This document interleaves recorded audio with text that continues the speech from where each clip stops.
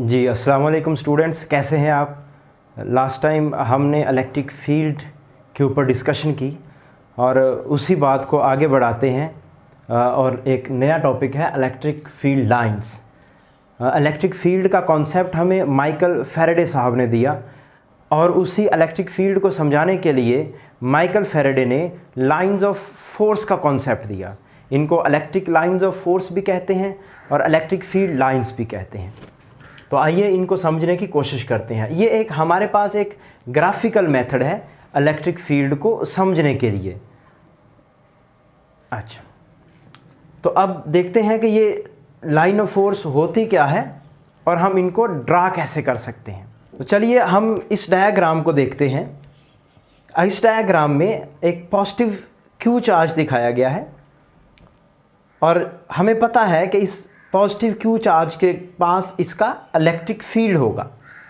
और अगर हम कोई टेस्ट चार्ज लेकर आते हैं इस पॉजिटिव चार्ज के पास तो क्या होगा, और टेस्ट चार्ज जो है वो बाय कन्वेंशन पॉजिटिव होता है, तो ये पॉजिटिव चार्ज इस क्यू नॉट को रिपेल करेगा और इस डायरेक्शन में फोर्स लगाएगा।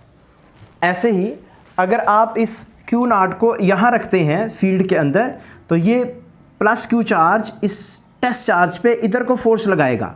अगर आप यहाँ रखते हैं तो ये टेस्ट चार्ज इस पे इस डायरेक्शन में फोर्स लगाएगा। अगर आप यहाँ रखते हैं तो इस डायरेक्शन में लगाएगा, यहाँ रखते हैं तो इस डायरेक्शन में लगाएगा, यहाँ रखते हैं तो क्यू नॉट चार्ज इधर जाएगा। अगर क्यू नॉट चार्ज को यहाँ रखते हैं तो ये डाउनवर्ड जाएगा। इससे हमें ये आइडिया होता है कि डिफरेंट जगह पे इलेक्ट्रिक फील्ड की जो डायरेक्शन है वो डिफरेंट है और इस डायरेक्शन में क्यू नॉट जा रहा है, इसका मतलब है इस डायरेक्शन में फोर्स लग रही है यहाँ पे, और यहाँ पे नीचे की तरफ जा रहा है तो इसका मतलब है कि क्यू नॉट पे फोर्स नीचे की तरफ लग रही है। अब जिस डायरेक्शन में क्यू नॉट जाता है, अगर उस डायरेक्शन को, उस पाथ को एक लाइन से शो कर दें तो उस लाइन को कहते हैं इलेक्ट्रिक लाइन ऑफ फोर्स। जैसे हमने डेफिनेशन लिखी है, the path in which a unit positive test charge moves in electric field is called electric line of force. तो इलेक्ट्रिक लाइन ऑफ फोर्स वो पाथ है जिस पाथ पे टेस्ट चार्ज मूव करेगा फील्ड के अंदर। यहां पे हमने प्लस क्यू चार्ज के लिए बनाई है और प्लस क्यू चार्ज अगर होगा तो क्यू नॉट जो है वो दूर जाएगा, रिपेल होगा। तो लाइंस ऑफ फोर्स जो हैं बाहर की तरफ बना दी हैं, इनको कहते हैं रेडियली आउटवर्ड। तो पॉजिटिव चार्ज से लाइंस ऑफ फोर्स जो होती हैं वो रेडियली आउटवर्ड होती हैं। क्यों होती हैं आउटवर्ड? क्योंकि Q not charge outward move करेगा। ऐसे ही अगर नेगेटिव चार्ज है तो उसके पास कोई टेस्ट चार्ज लाएंगे तो test charge by convention positive होता है, तो वो अट्रैक्ट होगा इधर, तो चार्ज इनवर्ड मूव करेगा। तो लाइन ऑफ फोर्स जब आप ड्रा करेंगे तो उसकी डायरेक्शन इनवर्ड रखेंगे। नेगेटिव क्यू चार्ज के लिए लाइंस ऑफ फोर्स की डायरेक्शन इनवर्ड होती है, इसको रेडियली इनवर्ड होती है। अब एक और पॉइंट है हमारे पास, काफ़ी सारे पॉइंट्स हमने लाइंस ऑफ फोर्स के बारे में पढ़ने हैं। बहुत ज़बरदस्त कॉन्सेप्ट्स हैं जो कि माइकल फैराडे ने हमें दिए। एक टूल हमें दिया है जस्ट कि आप प्रिडिक्ट कर सकें कि जो फील्ड है वो तकरीबन किस तरह का होगा और किस तरह से होता है। इसकी एक्चुअल वैल्यू आप इस तरीके से मालूम नहीं कर सकते। ये इमेजिनरी लाइंस होती हैं, ये एक्चुअल लाइंस नहीं हैं, ये इमेजिनरी लाइंस होती हैं। जस्ट एक पिक्चर मिलती है इलेक्ट्रिक फील्ड को समझने के लिए। और अगर आप एग्जैक्ट वैल्यू मालूम करना चाहते हैं इलेक्ट्रिक फील्ड की तो उसके लिए आपके पास मैथमेटिकल फार्मूलेशन है, मैथमेटिकल फार्मूले। तो नेक्स्ट पॉइंट जो है देखें students, choice of number of lines is subjective but density of lines is objective. बहुत अहम पॉइंट है। ये कोई हार्ड एंड फास्ट रूल नहीं है कि आप कितनी लाइंस ऑफ फोर्स ड्रा करेंगे। सपोज करते हैं ये स्टूडेंट ए है, कोई अरहम है, और अरहम क्या करता है कि प्लस क्यू चार्ज के लिए 2 लाइन्स ड्रा करता है, कंजूस आदमी है। लेकिन एक स्टूडेंट बी है, बिलाल है, ये अमीर आदमी है, दिल का अमीर है, तो ये क्यू चार्ज के लिए 4 लाइन्स ड्रा करता है। तो कौन सा दुरुस्त है? अपने अपनी जगह पे दोनों दुरुस्त हैं। लेकिन एक चीज़ का ख्याल रखना है कि अगर अरहम +2 क्यू चार्ज लेता है तो उसको 4 लाइनें बनानी पड़ेंगी। अगर उसने क्यू चार्ज के लिए 2 लाइनें बनाई है तो +2 क्यू चार्ज के लिए 4 लाइनें बनानी पड़ेंगी। चार्ज डबल हो जाएगा तो लाइंस ऑफ फोर्स भी डबल हो जाएंगी। +3 क्यू चार्ज के लिए इसको 6 लाइनें बनानी पड़ेंगी। ऐसे ही बिलाल के लिए क्या है कि इसने +Q चार्ज के लिए 4 लाइनें बनाई हैं। तो अगर इसको +2Q चार्ज के लिए कहा जाए तो इसको कितनी लाइनें बनानी पड़ेंगी? 8 लाइनें बनानी पड़ेंगी, क्योंकि चार्ज डबल हो गया है तो लाइंस भी डबल हो जाएंगी। और अगर +3Q चार्ज हो तो इसको 12 लाइनें बनानी पड़ेंगी। तो ये अहम पॉइंट है कि जब लाइंस ऑफ फोर्स आप ड्रा करते हैं तो आपने एक चीज़ का ख्याल रखना है कि आपने क्यू चार्ज के लिए कितनी ड्रा की है। अगर 1 माइक्रोकूलम के लिए 2 है तो 2 माइक्रोकूलम के लिए 4 होंगी, और अगर 1 माइक्रोकूलम के लिए 4 हैं आपने कंसीडर कर ली है तो 2 माइक्रोकूलम के लिए 8 लाइंस ऑफ फोर्स आप ड्रा करेंगे। एक और अहम पॉइंट आप देखें, इलेक्ट्रिक फील्ड लाइन्स जो होती हैं ये कंटिन्यूस होती हैं, ये ब्रेक नहीं करती। ऐसा नहीं है कि आप ये लाइन ऑफ फोर्स बना रहे हैं तो रास्ते से ब्रेक कर दें। और अगला पॉइंट जो है, नेवर टर्मिनेट इन स्पेस, और स्पेस में ये कभी ख़त्म नहीं होती। हमने जितनी भी लाइंस बनाई हैं हमने इस लाइन को आगे शो किया है, इनको ख़त्म नहीं किया। ख़त्म क्यों नहीं होती? क्योंकि electric field is inversely proportional to r square. Electric field कहाँ ख़त्म होगा? इन्फिनिट पे जाके। जब आर इन्फिनिट होगा तो किसी इन्फिनिट पॉइंट पे जाके जो है वो लाइंस ऑफ फोर्स जो है वो टर्मिनेट हो सकती हैं।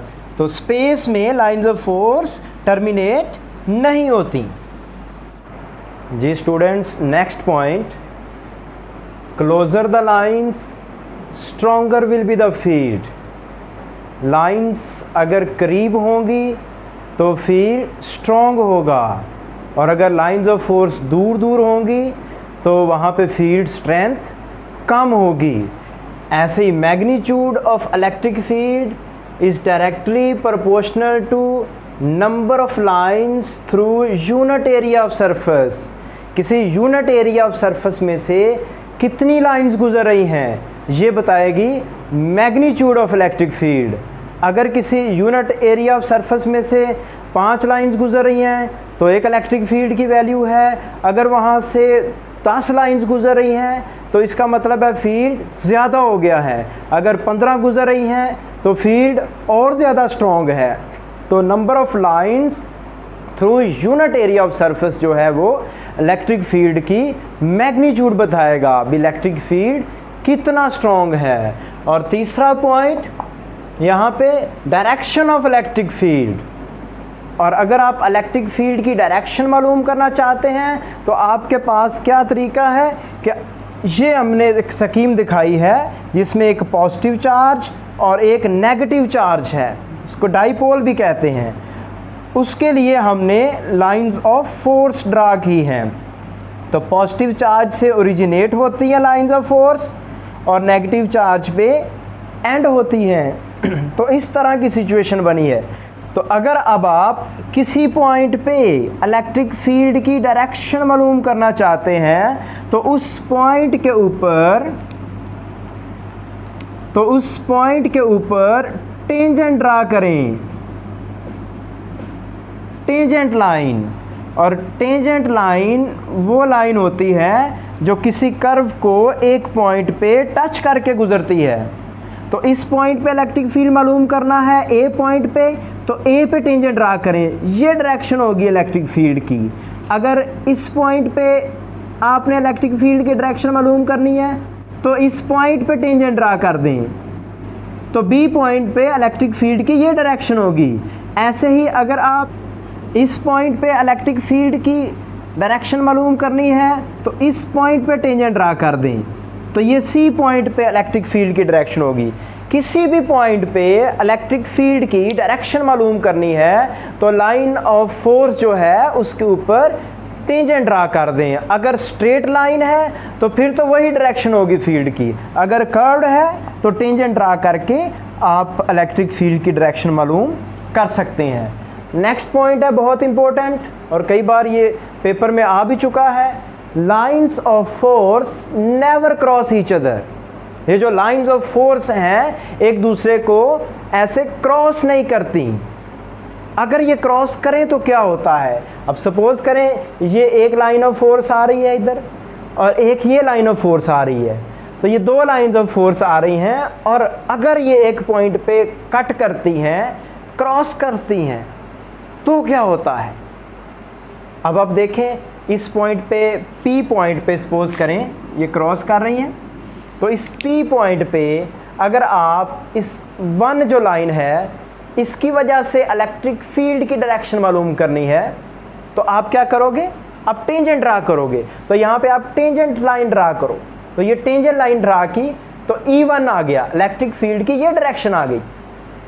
और अब अगर आप इस P पॉइंट पे इस 2 की वजह से डायरेक्शन ऑफ फील्ड मालूम करना चाहते हैं तो इलेक्ट्रिक फील्ड की डायरेक्शन इधर आ गई, इधर टेंजेंट ड्रा कर दिया, तो इसका मतलब है इस P पॉइंट पे इलेक्ट्रिक फील्ड की 2 डायरेक्शंस बन गई हैं, जो कि फिजिकली पॉसिबल नहीं है। किसी भी पॉइंट पे स्पेस में इलेक्ट्रिक फील्ड की एक ही डायरेक्शन हो सकती है और एक ही मैग्नीट्यूड हो सकती है, पॉइंट टू पॉइंट वेरी कर सकती है, लेकिन एक पॉइंट के ऊपर इलेक्ट्रिक फील्ड की एक ही वैल्यू हो सकती है और एक ही डायरेक्शन हो सकती है। तो इसलिए जब भी आपने लाइंस ऑफ फोर्स को ड्रा करना है इलेक्ट्रिक फील्ड को समझाने के लिए तो आपने लाइंस ऑफ फोर्स को क्रॉस नहीं करवाना। नेक्स्ट पॉइंट है फॉर 2 पॉजिटिव चार्जेस। अगर आपके पास 2 पॉजिटिव चार्जेस हैं या 2 नेगेटिव चार्जेस हैं, यानी कि सिमिलर चार्जेस हैं, तो उनके लिए आप लाइंस ऑफ फोर्स कैसे ड्रा कर सकते हैं। यहाँ पे 2 पॉजिटिव चार्जेस लिए गए हैं, प्लस Q और ये भी प्लस Q है।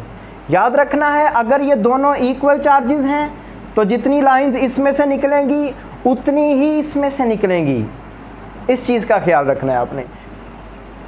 तो इस प्लस Q चार्ज से 1 2 3 4 5 6 7 8 9 लाइनें निकल रही हैं। बिल्कुल ऐसे ही प्लस Q चार्ज से भी 9 लाइनें निकल रही हैं। तो इन लाइंस ऑफ फोर्स को कैसे ड्रा करेंगे, और ये लाइंस क्रॉस नहीं करती, तो लाइंस ऑफ फोर्स इस तरह से रिपेल हो जाएंगी। अगर आप पॉइंट चार्ज को यहाँ रखोगे तो उस पर फोर्स इधर लगेगी और इस चार्ज की वजह से उस पर फोर्स इधर लगेगी, तो इलेक्ट्रिक फील्ड जो है वो दोनों इनका सम हो जाएगा, vector sum of electric field हो जाएगा, जैसे हमने पिछले टॉपिक में पढ़ा। तो इलेक्ट्रिक फील्ड का वेक्टर सम होगा तो जो नेट डायरेक्शन आएगी उस डायरेक्शन में चार्ज जाएगा, उसी डायरेक्शन में लाइन ऑफ फोर्स होगी, तो लाइंस ऑफ फोर्स जो है वो क्रॉस नहीं करेंगे, इस तरह से बनेगी। और सेंटर वाला जो पॉइंट है, जो प्लस Q और इस प्लस Q के सेंटर में जो पॉइंट है O पॉइंट, इसको कहते हैं ज़ीरो फील्ड लोकेशन। यहाँ पे कोई लाइन ऑफ फोर्स नहीं पहुँच रही, यहाँ पे नेट इलेक्ट्रिक फील्ड ज़ीरो है। वो कैसे, हम इलेक्ट्रिक फील्ड को ऐड करते हैं, वेक्टोरियली ऐड करते हैं, वेक्टर्स की मदद से ऐड करते हैं। जैसे हमने लास्ट टॉपिक में पढ़ा कि अगर 2 या 2 से ज़्यादा चार्जेस की वजह से इलेक्ट्रिक फील्ड हो तो उनका वेक्टर सम करते हैं, तो इनका वेक्टर सम करेंगे। इस चार्ज की वजह से फील्ड की डायरेक्शन इधर होगी, इस चार्ज की वजह से फील्ड की डायरेक्शन इधर होगी, तो उन दोनों को जब वेक्टोरियली सम करेंगे, ऐड करेंगे, इक्वल और ऑपोजिट होने की वजह से सेंटर पे नेट फील्ड 0 हो जाएगा। एक और पॉइंट है कि अगर आपके पास एक पॉजिटिवली चार्ज प्लेट है, एक नेगेटिवली चार्ज प्लेट है, जैसे कैपेसिटर में होती है, आने वाले टॉपिक्स में हमने पढ़ना है कैपेसिटर को भी, तो उनके दरमियान फील्ड लाइंस इस तरह से होंगी, इक्वली स्पेस्ड, और यहाँ पे किनारों पे लाइन जो है वो कर्व्ड होती हैं। आखिरी पॉइंट है बच्चों, parallel, straight and equi spaced lines represent uniform electric field.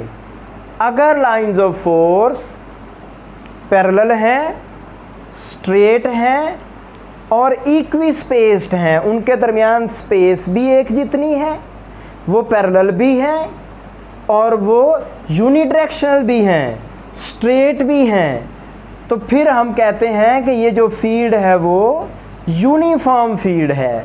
तो इन प्लेट्स के दरमियान इलेक्ट्रिक फील्ड यूनिफॉर्म है। तो ये था जी इलेक्ट्रिक फील्ड लाइंस का कॉन्सेप्ट। आप इसको समझें, बार बार इसको देखें, बुक में पढ़ें, और फिर भी अगर कोई क्वेश्चन हो तो आप इस वीडियो के कमेंट्स में पूछ सकते हैं। अल्लाह हाफ़िज़।